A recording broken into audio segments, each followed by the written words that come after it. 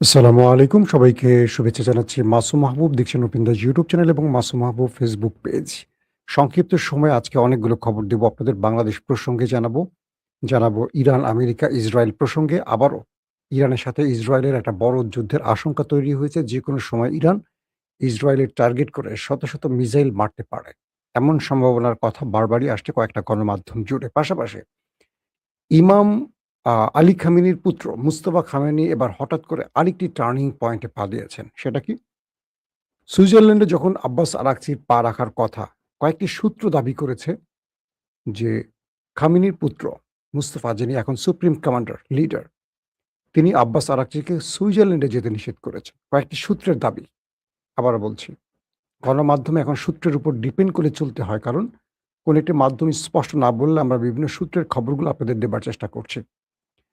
অন্যদিকে ইরানের হামলা মোকাবেলায় ইসরায়েলের প্রস্তুতি নিচ্ছে, পাল্টা হামলার প্রস্তুতি নিচ্ছে এমন খবরও আসছে। আবার এর মধ্যেও আল জাজিরার খবরে বলা হয়েছে যে হরমুজ প্রণালী, আমি কালকে রাতে আপনাদের বলেছিলাম যে হরমুজ প্রণালী বন্ধের ঘোষণা এসছে আজকে। সেটি শুরু। হরমুজ প্রণালী আবারও বন্ধ করে দিয়েছে ইরান। আবার পাকিস্তান বলছে রোববার থেকে ইরান মার্কিন আলোচনা শুরু হতে পারে। আবার কয়েকটি সূত্র বলছে নেতানিয়াহু যুদ্ধ মানে লেবাননে হামলা বন্ধ করতে বলেছে। অনেক রকম তথ্য এখন ঘুরপাক খাচ্ছে। দর্শক, ইরানের আইআরজিসি জানিয়েছে দক্ষিণ লেবাননে ইসরায়েলের হামলায় ভোর থেকে অন্তত ৩২ জন নিহত হওয়ার জেরে হরমুজ প্রণালী বন্ধ করে দিয়েছে ইরান।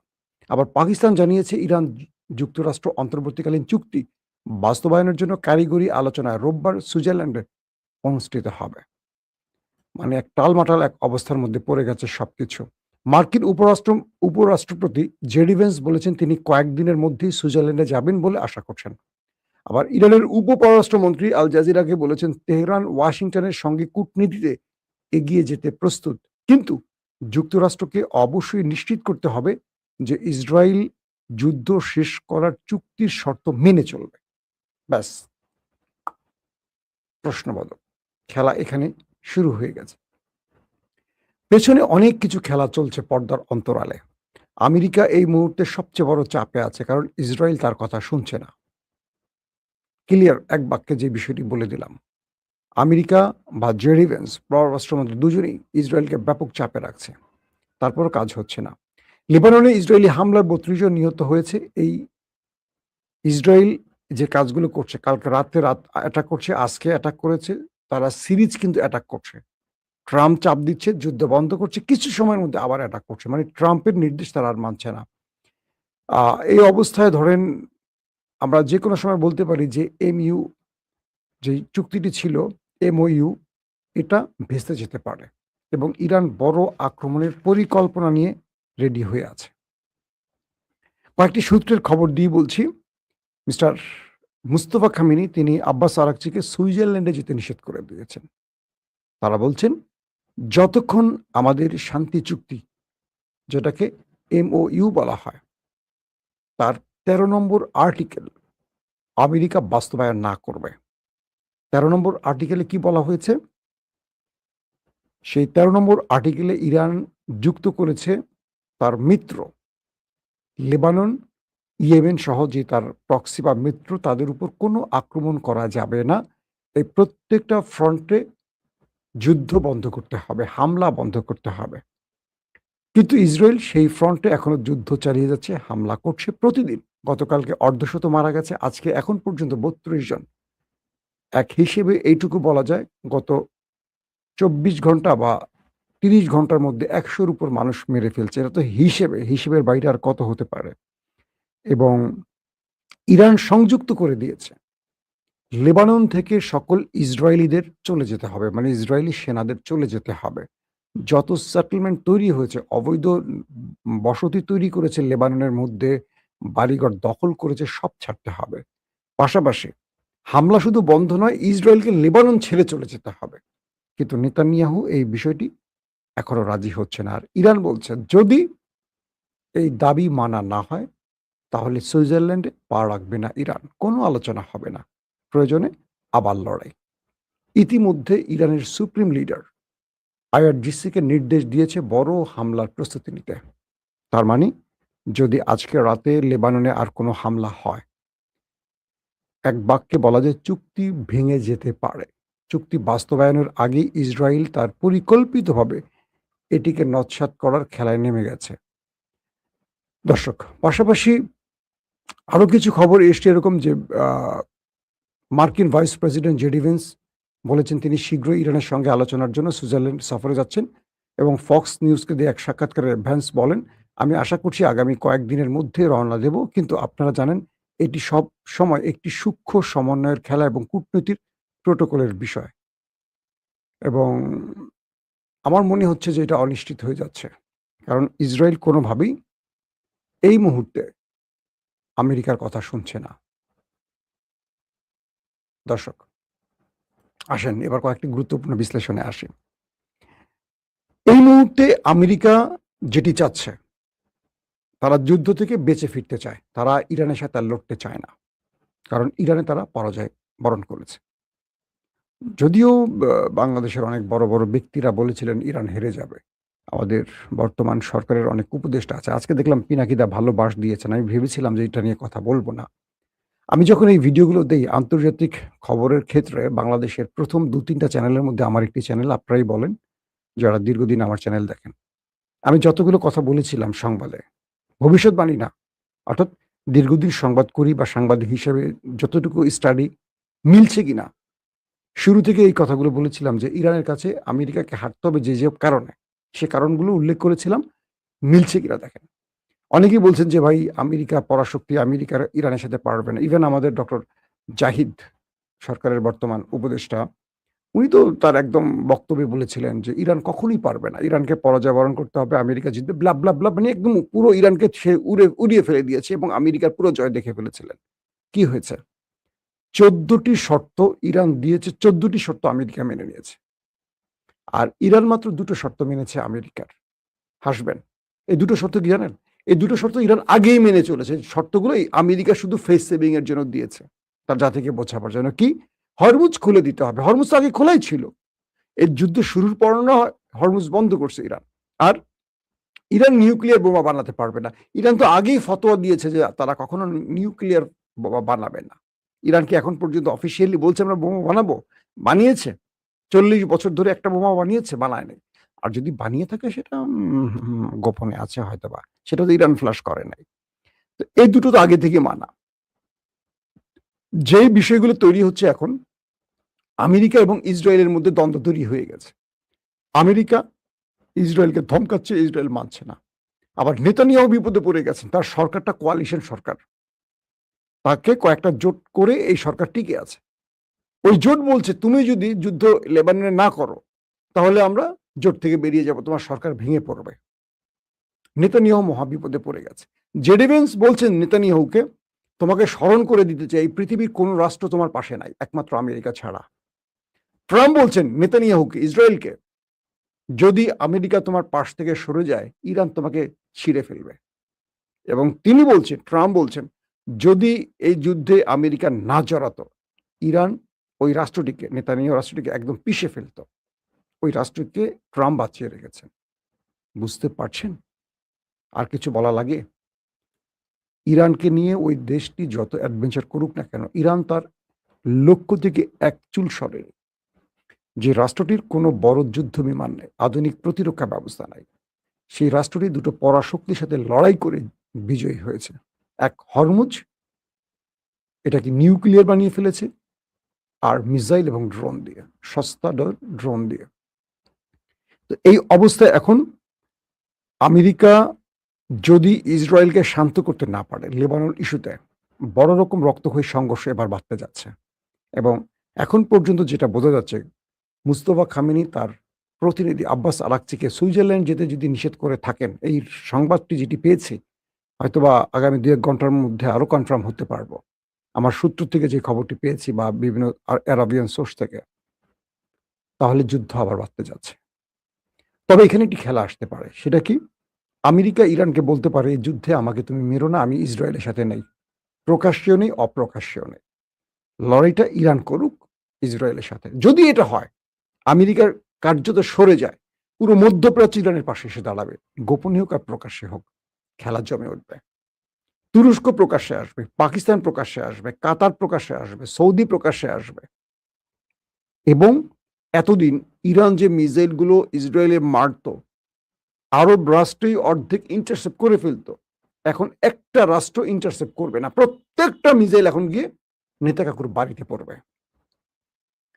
বারবার ট্রাম্প সেই সতর্ক করছে, ইসরায়েল তুমি শান্ত হও, কথা বোঝো, তোমাকে ইরান খেয়ে ফেলবে, গিলে ফেলবে, তোমাকে তো আমি বাঁচিয়ে রেখেছি, তুমি পাগলামি করো না। কিন্তু নেতানিয়াহুর শখ হচ্ছে পাগলামি করার। এখন ইরান একটা বড় পরিকল্পনা নিয়ে নামছে, যদি এই হামলা বন্ধ না হয় আজ রাতেও ইরান বড় আক্রমণ করে বসতে পারে ওই দেশটির ভেতরে। এই গেল একটি ব্যাপার। এবং ইতিমধ্যে আজকেও লেবাননে প্রচুর অ্যাটাকের কারণে অনেক মানুষ মারা গেছে। তবে লেবাননের বা কয়েকটি সূত্র দাবি করছে যে ট্রাম্পের দাবির কারণে নেতানিয়াহু যুদ্ধ বন্ধ করতে বলেছেন। কিন্তু সেটা কতটুকু আমি আরেকবার এই লাইভটা এই পার্টের আপনাদেরকে জানাবার আগে আমি চেষ্টা করছি সংবাদ আরেকবার চেক করতে, কোনো ব্রেকিং সংবাদ আছে কিনা এই মুহূর্তে। ইতিমধ্যে তো হরমুজ বলে দিয়েছে, বন্ধ করে দিয়েছে। হরমুজ বন্ধ করে দিলে তো ট্রাম্পের গায়ে জ্বর চলে আসবে, আবার সেই জ্বর চলে আসবে। ট্রাম্প এবার বাধ্য হবে, নেতানিয়াহুকে যা করার করবে। আসেন বাংলাদেশ বিষয়ে একটা গুরুত্বপূর্ণ খবর দেই। বাংলাদেশে আমাদের প্রধানমন্ত্রী তারেক রহমানের চীন সফর ঠেকাবার জন্য খেলা শুরু হয়ে গেছে। আপনাদের মনে আছে শেখ হাসিনার চীন সফর এরকম আওয়াজ আসলেই কিছু খেলা শুরু হতো, বাংলাদেশের বিভিন্ন জায়গায় আগুন ধরতো, বড় বড় কিছু ঘটনা ঘটতো। প্রফেসর ইউনূসের এই বিদেশ সফরগুলো, মানে চীন সফর বা এই সফরগুলো কেন্দ্রিক বাংলাদেশে এরকম কিছু ঘটনা ঘটতো, মনে আছে? হঠাৎ করে আন্দোলন সংগ্রাম এটা সেটা শুরু হতো। এবার শুরু হয়েছে তারেক রহমানের চীন সফর ঠেকাবার জন্য।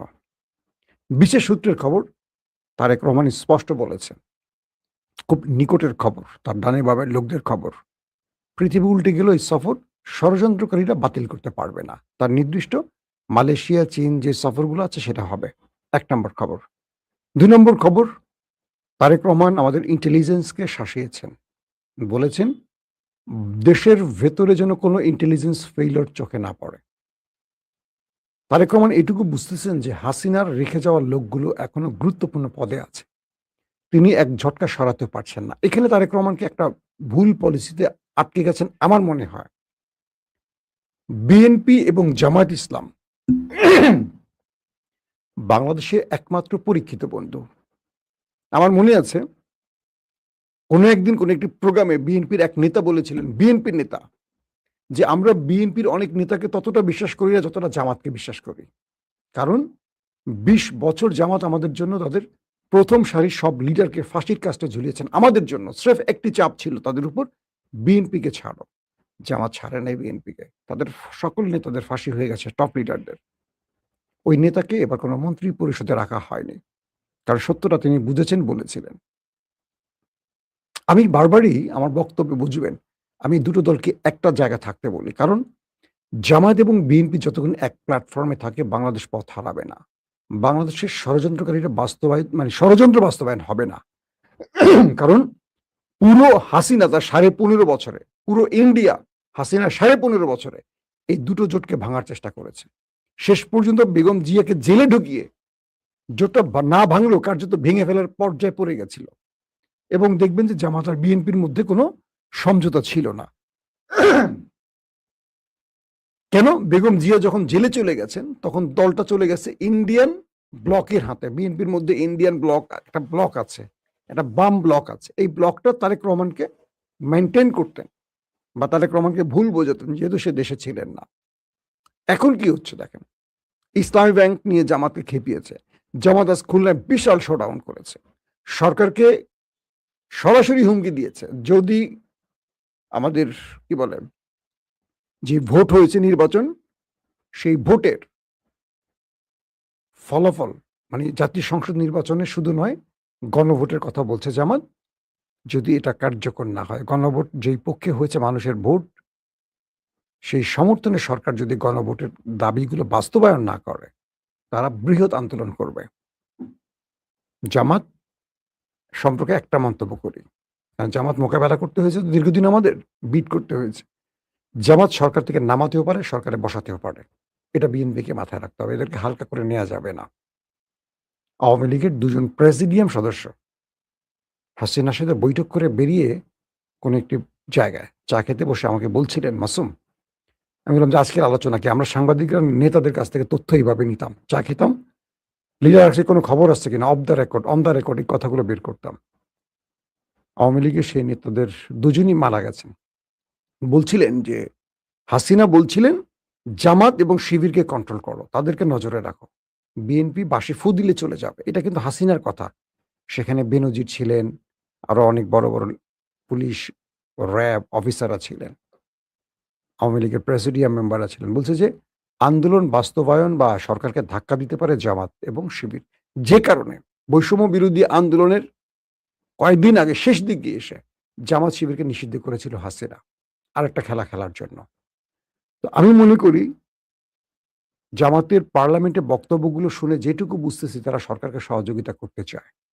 আর তারেক রহমানের কাছে অনুরোধ থাকবে আপনার দলে ইদানিং অনেককে একটু বড় নেতা মনে হচ্ছে, বিশেষ করে সালাউদ্দিন ভাইকে। মির্জা ফখরুলকে আমরা কোথাও দেখছি না, আলোচনায় দেখছি না। আমরা কি বলে খন্দকার মোশাররফকে দেখছি না। আমরা মঈন খানকে দেখছি না। আমরা অনেক বড়, বড় দেশপ্রেমিক নেতাদের দেখছি না আলোচনায়। আমাদের স্বরাষ্ট্রমন্ত্রী দেখছি, পররাষ্ট্রমন্ত্রী দেখছি, স্বাস্থ্যমন্ত্রী দেখছি, সড়কমন্ত্রী দেখছি, চিকিৎসামন্ত্রী দেখছি, স্বাস্থ্যমন্ত্রী সব মন্ত্রী তাকে দেখছি, শিক্ষামন্ত্রীও তাকে দেখছি। একজনই পার্লামেন্টে কথা বলেন। বিএনপির বাকিরা কি মূর্খ? তিনি একাই এত জ্ঞান নিয়ে আসছেন ভারতের শিলংয়ে বসে। উদ্দেশ্যটা কি? এবং বিএনপি জামাতের যে দূরত্ব তৈরি হচ্ছে তার প্রধান ব্যক্তিটি হলো সালাউদ্দিন ভাই।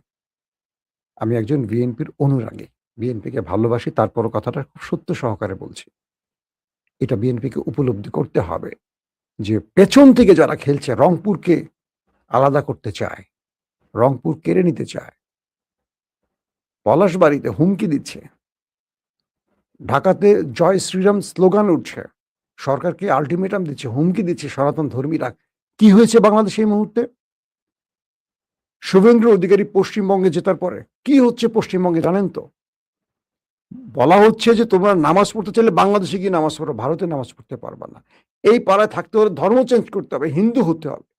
কল্পনা করেন 2026-এ এসে ভারত কোন যুগে কোথায় আছে? আমাকে ভারত থেকে প্রতিদিন অজস্র মানুষ নক করে, "ভাই আমাদের কথাগুলো বলেন।" আমার অনেক দর্শক আছে পশ্চিমবঙ্গে যারা এখন আছে আমাদের সাথে লাইভে। চিন্তা করেন ভারতের হিন্দুরা ভারতে নিরাপদ না বাংলাদেশে নিরাপদ। তারপর তারা বাংলাদেশে হঠাৎ করে একটা মানে কি বলবো অস্বাভাবিক পরিস্থিতি তৈরির খেলায় নেমে গেছে। তাদের রাম মন্দির বানাতে হবে সবচেয়ে বড়। কেন ভারতের এমবাসি মানে কর্মকর্তারা এসে ভারত থেকে এসে আমাদের এই দেশে রাম মন্দির উদ্বোধন করবে? এই দেশে হিন্দু লিডাররা নাই? এই দেশে হিন্দুরা নেই? উদ্দেশ্যটা কি? এটা কি একটা রাষ্ট্র না ভিন্ন দুটো রাষ্ট্র? আমাদের বাংলাদেশে কাউকে দিবে ওই দেশে মসজিদ উদ্বোধন করতে? বাবরি মসজিদ কে ভেঙেছে? সিরিজ একটার পর একটা মসজিদগুলো ভাঙছে। এইখানে রামের কবর ছিল, এই কি রামের মন্দির ছিল, এই সেই অভিযোগ তুলে দিয়ে আদালতের রায়-টায় দিয়ে বিজিবি কি করছে? একটার পর একটা মসজিদ। ভুলে গেছে বাংলাদেশের হিন্দুরা।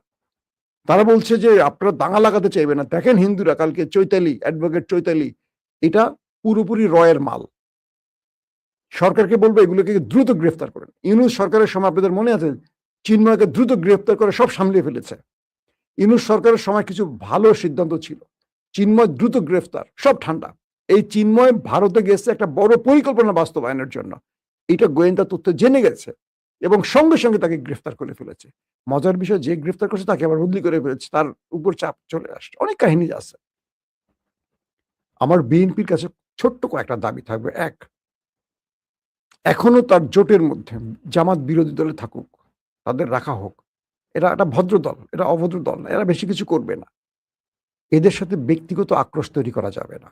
কিছু নেতা ছোটখাটো বিষয় নিয়ে জামাতকে খুব তুচ্ছ-তাচ্ছিল্য করেন, ফ্রিজ দিবেন, এটা দেবেন, ওটা দেবেন, অনেকে বলে ফেলছেন। তাদের খবর আমরা জানি কম বেশি। আমরা দেখছি যে একটা ব্যাংক জামাত ইসলামের, মাত্র একটা ব্যাংক জামাত ইসলামের বা তাদের সমর্থিত। এটাকেও কেড়ে নিতে হবে। অথচ সবকিছু বিএনপি জামাতের। কি বলে বিএনপি আওয়ামী লীগের। তারা চালাচ্ছে, ভালো চালাচ্ছে, তাদেরকে দিয়ে রাখেন। তারা ভালো চালাচ্ছে তো। আপনাদের হাতে দিলে এই ব্যাংকটা শেষ হয়ে যাবে, দেউলিয়া হয়ে যাবে। এদের সাথে বিরোধে জড়ানোর দরকার নেই। এদেরকে রাখেন, কেন রাখেন? যাতে বিএনপি ৫ বছর খুব শান্তিতে দেশ চালাতে পারে। এটা বিএনপি স্বার্থে করতে হবে। কারণ একদিকে আওয়ামী লীগ খেলা শুরু করে দিয়েছে, খেলা শুরু করেছে, মোদি খেলা শুরু করে দিয়েছে। তারেক রহমান চীনে গেলে জেট-10C পাবো, 17 থান্ডার পাবো, আরো অনেক কিছু পেতে পারি আমরা। বাংলাদেশকে সামরিক খাতে কখনো দাঁড়াতে দেবে না ভারত। ৫৪ বছরে দেয়নি আমাদের দাঁড়াতে। আমাদের কিচ্ছু নেই সামরিক খাতে, বড় কোনো অর্জন নাই। আমরা মায়ানমারের সাথে টিকতে পারবো না। ভেতরের খবর হলো এরকম। আমাদের সামরিক বাহিনী শুধু ইউএন এ যাবে, শান্তি রক্ষা করবে সেনেগালে, ওই কি বলে কঙ্গোতে, সেখানে আফ্রিকায়। নিজের দেশে অশান্তি থাকবে। আমরা তেমনই একটি সামরিক বাহিনীর দেশের জনগণ আমরা। আমরা চাই তারেক রহমানের হাত ধরে শহীদ জিয়াউর রহমানের ছেলে এখন ক্ষমতায় আছে, তার প্রতি আমাদের অগাধ বিশ্বাস, আস্থা আছে। কিন্তু তাকে যারা গাইড করছেন, সঠিক গাইড করছেন কিনা। আমরা চাই বিএনপির মধ্যে বেগম জিয়ার সাথে যারা কাজ করেছেন তারা আবার সামনে চলে আসুন। যারা এতদিন বেগম জিয়ার সাথে অতন্দ্র প্রহরী হয়েছিলেন তাদেরকে সামনে নিয়ে আসেন। আমার কথাগুলো খুব ভালো করে বোঝার চেষ্টা করবেন। আমি বিএনপি সরকার যেন খুব সুস্থভাবে কাজ করতে পারে তার জন্য বন্ধু নির্বাচনের কথা বলছি। শত্রুগুলো এখন বন্ধু সেজে বসে গেছে। হাইব্রিড গুলো এখন তারেক রহমানের ডানে বামে চলে আসছে। আমরা যাদেরকে চিনি, দীর্ঘদিন যারা সবচেয়ে বেশি সরকারের ক্রাশে পড়েছেন তারা অনেকেই নাই। তারা সব সাইড লাইনে। আর যারা সুবিধাজনক অবস্থানে ছিলেন, আওয়ামী লীগের সাথে লিয়াজো করে চলেছেন, তারা ফরমেটে চলে আসছেন। এস আলমের লোকগুলো চলে আসছেন। এস আলমের আত্মীয়স্বজনরা চলে আসছেন। তারেক রহমানকে কিক আউট করবে। জিয়াউর রহমানের ইতিহাস আমাদের মনে রাখতে হবে। জিয়াউর রহমানকে কারা চিটাগাংয়ে হত্যা করেছে? কিছু সম্ভাব্য তথ্য কি জিয়া পরিবারের কাছে নাই? তারেক রহমান ভারতের মূল টার্গেট। আমি জামাতের ভাইদের বলবো, বিএনপির সাথে শত্রুতা করবেন না।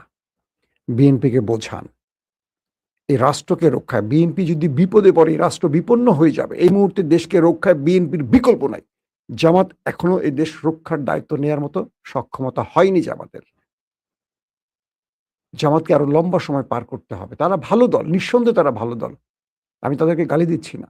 কিন্তু একটা দেশ চালানোর জন্য যে ক্ষমতা, যেই পরিমাণ লোকবল তৈরি করতে, এটা জামাতে নেই। তবে জামাত বিরোধী দল হিসেবে পার্লামেন্টে যথেষ্ট ভালো পদক্ষেপ নিচ্ছে। তারা সুন্দর করে কথা বলছে। আমার ভাল লাগছে। আমাদের স্পিকার ২ জন, স্পিকার সহকারী এবং যে সহকারী স্পিকার ২ জন আছেন, তারা খুব ভালো, ভালো পজিশনে আছেন।